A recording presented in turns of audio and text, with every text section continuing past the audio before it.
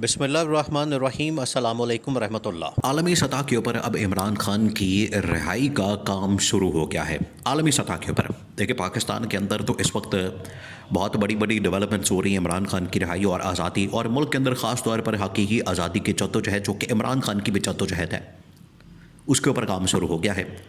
Opposition का 2 रोज़ा कौमी कॉन्फ्रेंस, अपोजिशन का इत्तेहाद, फिर आवाम का जिस तरीके से समंदर इस वक्त सुनामी अवाम का बिफर चुका है और जोश मार रहा है, वो तो अब सड़कों पर आने को तैयार हैं। लेकिन साथ ही साथ आलमी सतह से भी पाकिस्तान के हालात और वाक़यात को बेहतर करने के हवाले से बहुत बड़ी बड़ी डेवलपमेंट्स हो रही हैं। अभी 2 दिन पहले जो है अमेरिका के जो वज़ीर ख़ारजा हैं, देखिए वज़ीर ख़ारजा जो है अमेरिका के अंदर वो सेकंड इन कमांड होता है। Second in command, first in command president होता है, सदर होता है, जो कि आजकल डोनाल्ड ट्रंप है। और डोनाल्ड ट्रंप आपको पता है, डोनाल्ड ट्रंप का पाकिस्तान में, अगर पाकिस्तान में डोनाल्ड ट्रंप किसी शख्स को जानता है तो वो सिर्फ़ और सिर्फ इमरान खान है। इसके अलावा पाकिस्तान में किसी को नहीं जानता, ना किसी के साथ उसका कोई राब्ता है, ना किसी के साथ कोई कांटेक्ट है। वो बात करता है, सिर्फ बात करता है इमरान खान के साथ। शहबाज शरीफ के साथ आज तक उसने कोई बात की? शहबाज शरीफ के साथ उसने कोई इंटरेक्शन किया? शहबाज शरीफ के साथ आज तक उसने कोई कम्युनिकेशन की, बात की, टेलीफोनिक गुफ्तगू हुई? नहीं हुई। वो तो जवाब ही नहीं देता उसका। बुलाया उसको हलफ बर्दारी के अंदर, नहीं बुलाया। तो डोनाल्ड ट्रंप की सोच ये है, अप्रोच ये है। डोनाल्ड ट्रंप जिस तरह से इस वक्त दुनिया के मामलात के अंदर मसरूफ़ है, आलमी और दुनिया की सियासत के अंदर, जिसमें यूक्रेन के मामले से लेकर फ़लस्तीन और इसराइल के दरमियान, फिर उसके साथ ईरान, फिर उसके साथ साथ चीन और रूस, उनके मामलात के अंदर मसरूफ़ है। इस वजह से पाकिस्तान की तरफ अभी वो नहीं आ रहा। लेकिन अब अगर सेकेंड इन कमांड के पास पहुँच गया तो इसका मतलब है कि अब फर्स्ट इन कमांड यानी सदर के पास पहुँचने में देर नहीं लगनी। तो मार्क रूबियो जो कि वहाँ का वज़ीर ख़ारजा है, उसको ख़त लिख दिया गया अमरीकी अरकान कांग्रेस की जानिब से।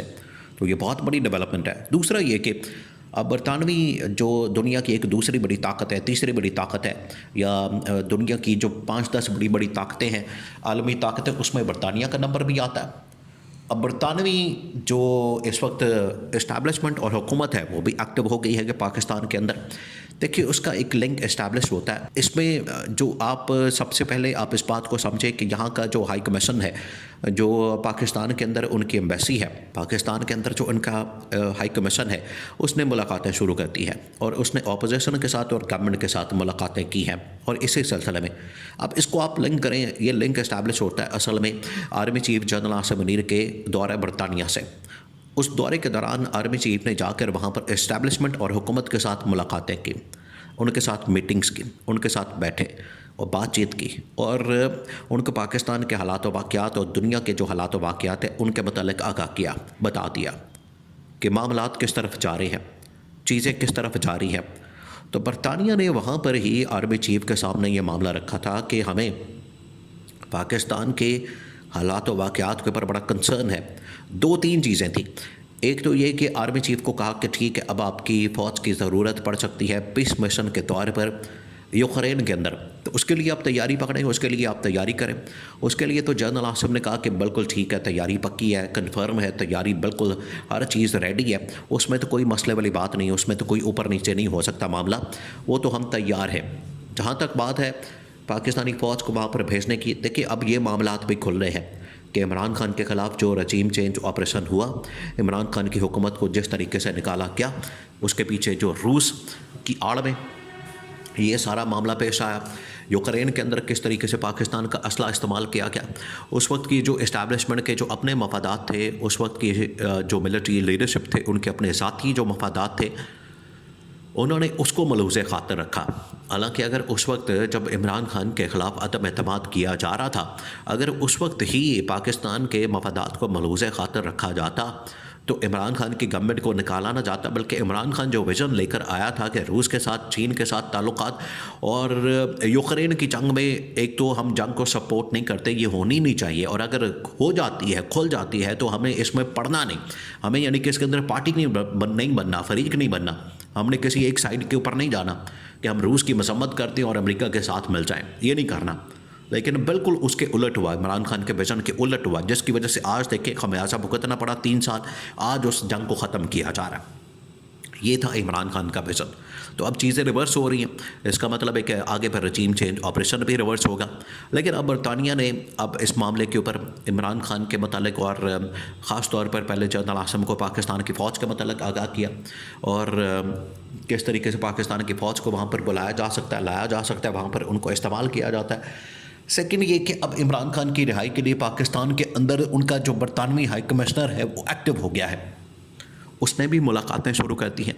और ये जो मुलाकातें हैं ये बहुत अहमियत की हामिल है आज के हालात में कि एक तरफ अपोजिशन सड़कों पर है, अपोजिशन एहतजाज कर रही है, इकट्ठी हो चुकी है, वन पेज के ऊपर आ चुकी है, और इस्टेब्लिशमेंट जो पाकिस्तान की फ़ौज है वो हुकूमत से बड़ी तंग है, बड़ी परेशान है, क्योंकि इनसे कोई भी मामला हैंडल नहीं होता, निपटाया नहीं जाता, ये समझते नहीं मामलात को। तीसरा ये कि इमरान खान की रिहाई और आज़ादी की खातिर जो इस वक्त इनको मैसेज क्या दिया जा रहा है इन मुलाकातों के अंदर, मैसेज बड़ा क्लियर है। और मैसेज वही है जो मैसेज आज अपोजिशन की जानिब से अपने एलामिया के अंदर 5-6 नुकात पॉइंट्स की शक्ल में दिया गया, वही इन ताकतों की जानिब से वो ज़्यादा कंसर्न होते हैं इंसानी हुकूक के ऊपर, ह्यूमन राइट्स के ऊपर, ह्यूमन राइट्स की जो वायलेशंस होती हैं उसके ऊपर वो बड़े कंसर्न हैं, उसके ऊपर उनके बड़े तहफ़्फ़ुज़ात हैं। वो किसी सूरत भी नहीं चाहते कि पाकिस्तान के अंदर ह्यूमन राइट्स की वायलेशन हो, तो उसके ऊपर तो उन्होंने इज़हार ख्याल किया। अब ह्यूमन राइट्स की वायलेशन जहाँ पर हो रही है उसमें पाकिस्तान में इमरान खान के ख़िलाफ़ इंतकामी कार्रवाई पार्टी के ख़िलाफ़ और अपोजिशन के ख़िलाफ़, ये है ह्यूमन राइट्स की वायलेशन, जिसके ऊपर जो बरतानिया जैसी ताकतें हैं वो भी नहीं चाहती कि पाकिस्तान में ह्यूमन राइट्स की वायलेशन हो। तो वो चाहते हैं कि ये ह्यूमन राइट्स की वायलेशंस बंद हों, पाकिस्तान के अंदर स्टेबिलिटी आए, पाकिस्तान के अंदर इस्तेहकाम आए, क्योंकि आगे काम बहुत बड़ा लिया जाना है, बहुत बड़ा। तो वो अफोर्ड नहीं कर सकते कि पाकिस्तान के अंदरूनी हालात, यहाँ पर लड़ाई झगड़े, यहाँ पर आपस में कशमकश, आपस के अंदर इट कुत्ते का वैर शुरू, यहाँ पर जो है आपस में खैम खै हो रही है, टोक टाक लगी हुई है, ये वो बंद करना चाहते हैं। क्योंकि अगर पाकिस्तान उधर मसरूफ़ होता है तो बहुत सारी जो पाकिस्तान की फ़ौज उधर मसरूफ़ हो जाएगी, तो यहाँ पर बॉर्डर्स और यहाँ पर अंदरूनी तौर पर सिक्योरिटी के मामला देख लें आप, ये शुरू हो गया सिलसिला। पेशावर के अंदर वहाँ पर जो खैबर पख्तूनख्वा के अंदर हमला हो गया, कितना खौफनाक और ख़तरनाक है। तो ये अलार्मिंग सिचुएशन है पाकिस्तान के लिए। तो पाकिस्तान को अब बजाय इसके कि आपस की लड़ाइयों में पड़े, अब इनको आपस की लड़ाइयाँ ख़त्म करना होगी, आपस की लड़ाइयों को इनको पीछे छोड़ना होगा। आगे बढ़ने के लिए ये इंतकामी कार्रवाइयों को ख़त्म करना होगा, इमरान खान को साथ में लाना होगा, क्योंकि इमरान खान ही वो विज़न आपको दे सकता है जहाँ पर अमन अमान भी आ सकता है और जहाँ पर मुल्क में स्टेबिलिटी, इस्तेहकाम, जो कि आलमी ताकतों की भी डिमांड है, वो आ सकता है।